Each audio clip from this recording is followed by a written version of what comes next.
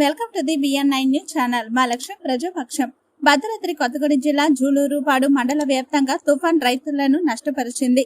వరి పంట కొన్ని చోట్ల మునుగడం, మరికొన్ని చోట్ల కింద పడిపోవడం వల్ల వరి రైతులకు తీవ్ర నష్టం జరిగింది. మరో పక్క పత్తి రైతులు కూడా తీవ్రంగా నష్టపోయారు. మరో 20 రోజుల్లో పంట చేతికి వస్తుందనుకున్న సమయంలో తుఫాన్ కారణంగా నీట మునగడంతో రైతులు ఆందోళన వ్యక్తం చేస్తున్నారు. మండల వ్యాప్తంగా వరి, ప్రత్తి, మిరప రైతులు తీవ్ర నష్టానికి గురయ్యారు.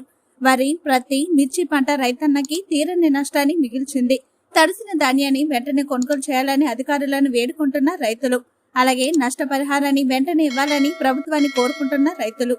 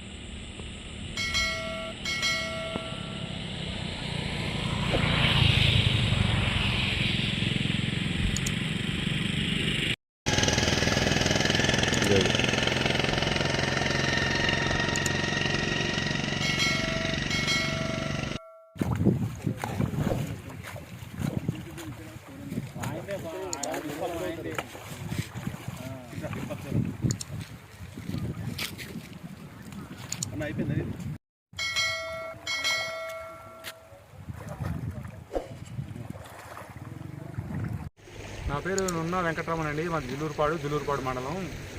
మేము ఒక 6 ఎకరాలు వరి సాగు చేసామండి.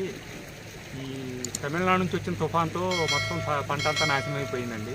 వర్షంలో తడిసిపోయింది, పనికి రాకుండా పోయింది.